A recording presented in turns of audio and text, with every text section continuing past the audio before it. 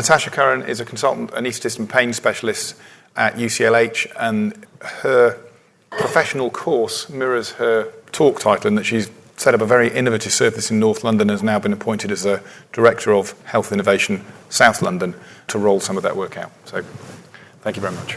Thank you very much for inviting me to EBPOM. It's great speaking here. And as Mike said, I'm a consultant in anaesthesia and pain medicine. And I thought I'd put my talk into the sort of perioperative quality improvement program framework because I think that, well, I'm an opportunist, I guess. And when Ramli went through the top 5 priorities, she put individualised pain management as the fourth pillar for the year. And it made me reflect about just some simple things and what we're trying to do in perioperative pain management. Well, of course, we want to enhance recovery, we want to reduce length of stay, increase our patient satisfaction, reduce their pain, the side effects of any medications that we might use for that, and of opioids specifically. And also because, as a pain physician, I see a fair amount of chronic post-surgical pain, so it's also an opportunity to look at that. You'd have to have been in a coma to not have noticed this, and Padma has already introduced this, but just to say that this is not a problem just in the States. Again, Padma said 4 out of 5 heroin users started off using prescription opioids. This is now starting to happen in the UK. We've doubled in about 10 years the proportion of UK patients who are being prescribed opioids. And in several kind of year frameworks, we're doubling the deaths from opioid overdoses. Anyone here from Hull? Anyone from Hull in the room? No one from Hull. Hull is currently England's capital of sort of heroin overdose. And again, most of those people started on prescription drugs. And I put this picture up specifically because it's from, I think it's from that website.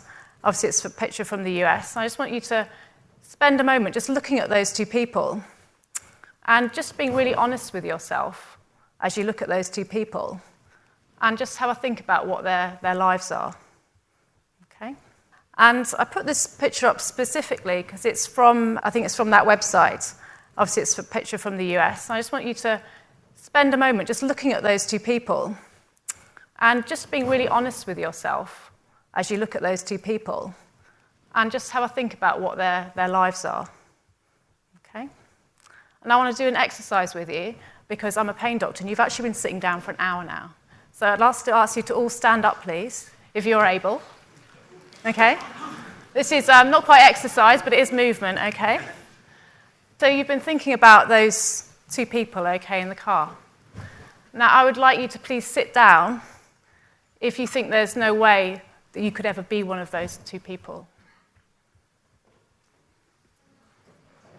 Okay.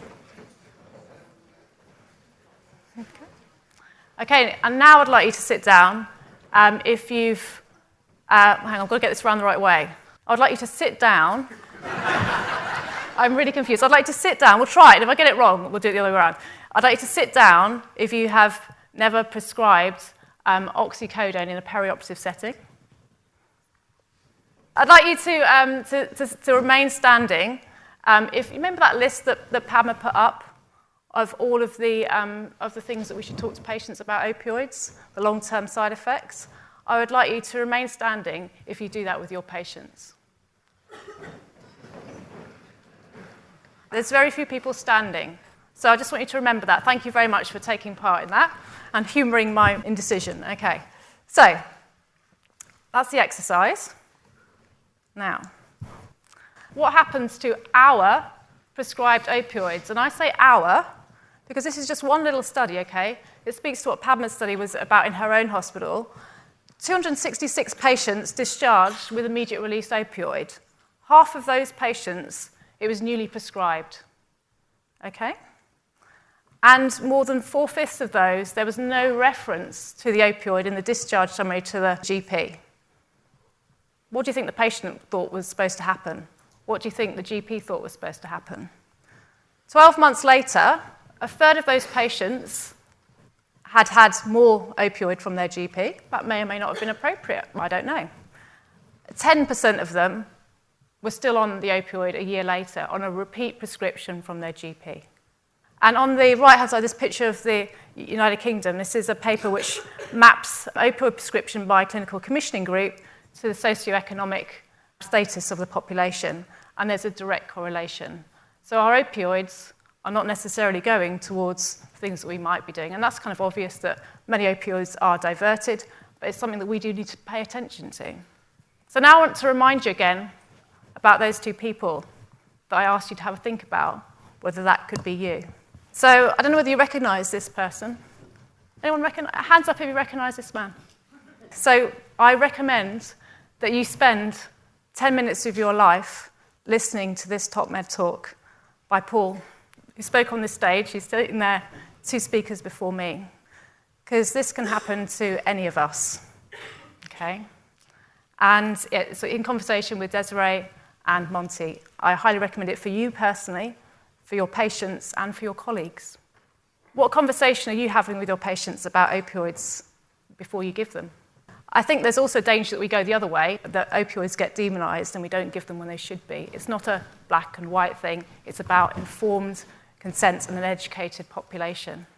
I know 2 friends that have had oxycodone perioperatively, and they both wanted it taken off them at the end of it. They loved it, and they wanted it to be taken away. Paul also taught us that you're going to have 9 operations probably in your life. Just something to think about. Okay. I hope that this is not news to most of you. This is multimodal analgesia. I think we know about the central acting things. That's the opioids, the alpha agonist, clonidine. And we do things like paracetamol, non-steroidals, usually well. But again, I refer to that thing that Pablo said. Patients don't necessarily know how good a non-steroidal is. People are still scared of it. In our hospital, only 2/3 of the patients that can have non-steroidals get them, and then only 1/3 of those actually get given them by the nursing staff. Terrible, okay? So there's a great opportunity there. The other great opportunity, I think, is in this area, the patient experience. You know yourself that the context in which you have pain determines how you feel about it. If a patient expects to have pain and thinks it's a normal part of the healing or surgical process, they just get on with it. If a patient thinks that pain means that the surgeon did something wrong, they're bleeding inside, they're going to die, it changes how they act and their outcome. And we will only know what patients' fears are if we ask them. Unless we ask them, we don't know what their fears are, their beliefs are, we don't know how to modify their expectations. And then we can educate them, we can do interventions like cognitive behavioural therapy, mindfulness, things that work on their anxiety around surgery. Just that conversation, making a plan with them can be so helpful. And never forget your own effects. As physicians, we underestimate this. Our placebo effect, how we give those medications, by our warmth, our attention, our confidence, is a much greater effect size than the drug itself. So you are your own best drug, okay? So I go through some of these because people ask me to go through some of the evidence, but I expect that some of you know this already. I'm not trying to patronize anyone by these. Ketamine, there is pretty good evidence that sub-anesthetic doses of ketamine reduces the amount of perioperative opioid you need, reduces the amount of post-operative nausea and vomiting, and the amount of PCA consumption that all patients need. It's a bit equivocal about whether it actually reduces pain intensity, but the benefits in terms of reduction of the other drugs are clear.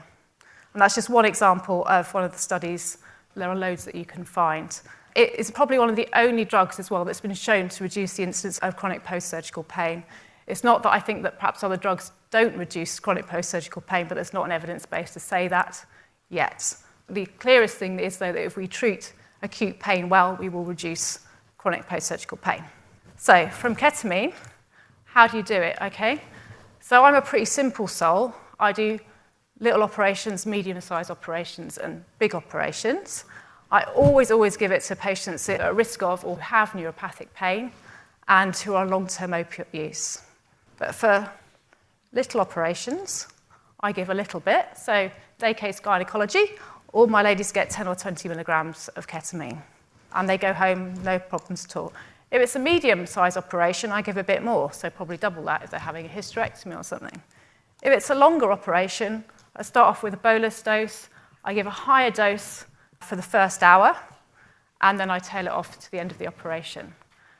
The only time I've ever had a patient have a problem with this, of course she had to be a recovery nurse, was when she was woken up after the first hour because we couldn't proceed with the planned surgery.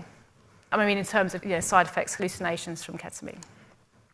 So lidocaine, this study now is about, it's 3 years old, but to my knowledge, it's the most comprehensive review of 45 RCTs. The studies in it aren't great, and it wasn't powered to look at safety, but it shows no adverse events. And it definitely shows that it has an early effect on early post-operative pain, reduces the amount of opioids and length of stay of patients, and importantly improves bowel function. So there's been shown sort of disproportionate benefit in abdominal surgery. How to give lidocaine? I think you've got to think about your population. Give it to people who have high risk of pain or ileus, or when a regional is not possible. This is very personal, but I think one of the important things is about how we give it, or the context, because in our pain management centre at UCLH, we give maybe 10 infusions of lidocaine every single day, and have done for 30 years without a problem.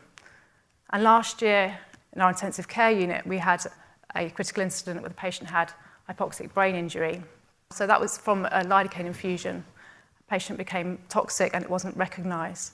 So even if they were in a much higher acuity environment, our pain management centre, as Padma saw it today, it's like in a community setting. You know, it's far away from a resource team. But even in a high-intensity environment, if the nurses don't know about the early signs, for example, of toxicity, they're not going to know how to treat it. And all the other things, I think, are pretty standard. Always to be cautious in patients who are already acidotic, hypoxic, and of course your anaesthetised patients can't tell you about tingling, and you might not notice them fitting either. People ask me about gabapentin and pregabalin. There are lots of trials out there, various doses, different surgeries. There's not enough of a good enough evidence base yet. I said to always use it. I think it depends on context. If I'm having a day case procedure, I don't have to walk down 3 flights of stairs. I don't particularly want to take one of those. But if I'm having a laparotomy and you can't give me an epidural, yes, please. Okay. I also think it works via anxiolysis. So pregabalin, for example, is licensed for the treatment of generalized anxiety disorder. And pain and anxiety are inextricably linked. They're confounders for each other, and if you reduce anxiety related to pain, you reduce pain. So it's a good thing to reduce anxiety around pain because it reduces pain. Okay. Magnesium and clonidine. Magnesium, obviously, a good candidate given its mechanism of action to reduce pain like ketamine. Again, the evidence isn't there to show that we should be giving it in every single case yet, one might add. And clonidine, again, has side effects which may be limiting. So I use both of these things if I'm particularly worried about pain or chronic post-surgical pain in a patient, but not routinely. I want to now give you some lessons from the other side, from being in the pain clinic, seeing patients with chronic post-surgical pain. So this isn't evidence-based, this is just some things that I hear a lot. I woke up in recovery in agony, and it never really went away. Hear that one quite a lot. I felt like I wasn't really believed, that I was making a big fuss, or that the staff thought I was just after more painkillers, and they weren't necessary. Not being believed, people thinking I'm drug-seeking. The surgeon never told me that I would end up with this pain. I would never have had the operation if I'd known that was a possibility. So poor expectations, or not being set well, or not remembering, or consenting. And after the operation, I got an infection, hematoma. It was really painful. I had to go back to theatre a couple of times, and I left in quite a lot of pain. So another theme then about a lot of uncontrolled pain. So with my experience in the pain clinic and from acute evidence bases is, what do I do as a pain anaesthetist? I ask people about what they think about pain, what they're expecting post-operatively, what their fears might be around pain. I listen to their answers, and then I help to reframe their expectations. I explain about analgesia and the trade-offs. Of course, this takes time. Okay, so I guess I invest in that. If patients of mine, or if I see a patient very preoperatively, if you like, if they're on high-dose opioids, I reduce them, telling the patient about how they will have more bandwidth whilst they're an inpatient, and that will be helpful for them. And it's amazing when you see patients do that, because it makes such a difference for them. And if you can get the pain management in there at the same time, that's even better. I signpost them to things to work on anxiety. You can teach a patient breathing techniques in 5 minutes on a ward. All the pain team in our hospital now just do that as a routine for patients in any kind of setting. I'll suggest to a patient to go on a mindfulness course or something like that. In the anaesthetic room, again, this takes no extra time because you're there. The use of healing language. I talk about the positive things that I see on the monitor. If they've got a heart rate of 120, I don't say that. I talk about their nice blood pressure, their oxygen saturation is great. I know this sounds kind of like corny or just kind of obvious, but these things, they make a difference. I talk about the nice nurse that will be looking after them in the recovery, who will help them to be comfortable and help with any other symptoms, la-di-da-di-da. I think you can understand what that might mean. So regional technique every time if possible, or make a plan if you can't, and or for when the regional wears off. That's the other thing I hear in the pain clinic, by the way. Or I had this lovely block which worked for ages, shoulder surgery particularly I'm thinking of, but then I woke up in the middle of the night when it had worn off and it was awful. Because of the anxiety thing, I use midazolam virtually for all of my patients. I think it's really helpful. I talked about ketamine. Lidocaine, again, there's a bit more, slightly bigger surgery. Clonidine and magnesium if high risk. And the other thing I do is I set an expectation of when any opioids should be stopped, knowing that I might not see that patient just before they get discharged. Our pain team, for patients that they see, writes specific letters to the GP about when to stop opioids and tells the patient as well. If one of my patients is in severe pain in recovery, it's a bit embarrassing. I'm a pain doctor, right? So it's kind of like, I could creep in there. But actually, I know the most important thing is to listen to that person's experience and to validate it. Because if not, they feel like one of those not believed people, and that increases the pain experience and worsens the outcome. And then, of course, you've got to act. So I use my placebo effect as best I can. I'm giving anything that I feel is necessary with warmth, attention, and confidence. Where I work, after an epidural bolus or morphine, we give ketamine, midazolam, be mindful of the airway, and clonidine. Now I want to move on to sort of more population stuff, which is more memorable. A lifetime with your general practitioner, outpatients with someone like me, or surgery. Everyone at this meeting has spoken about the perioperative opportunity to impact on our patients on a number of different levels. I think we can operate, rather than just as anaesthetists, as a perioperative system that helps patients with pain and other symptoms. So we need to identify those patients at pre-assessment who are at risk of severe post-operative pain and opioid addiction, or both. At Duke, you heard Pamela talk about using the pain catastrophizing scale. A screening question that they use is, have you ever used medicines not as they are prescribed? I think that's a lovely way of just sort of seeing how compliant or not, or how the patient's propensity to potentially misuse medicines. At UCLH, we asked patients about previous difficulty with pain in hospital, long-term opioids, a chronic pain diagnosis.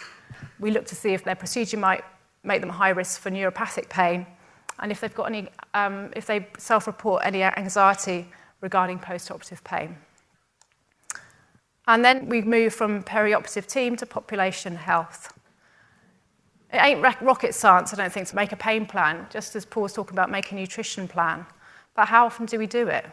At my hospital, a brilliant perioperative fellow noticed in the intensive care unit that some of the patients that were staying there were on lots of pain medications. So he went, I know what I'm going to do. I'm going to see those patients preoperatively. I'm going to get one of the pain people to come and see them, make a plan. And guess what? He did that, and he tracked the progress, and it reduced their length of stay, not just in the ICU, but in the hospital.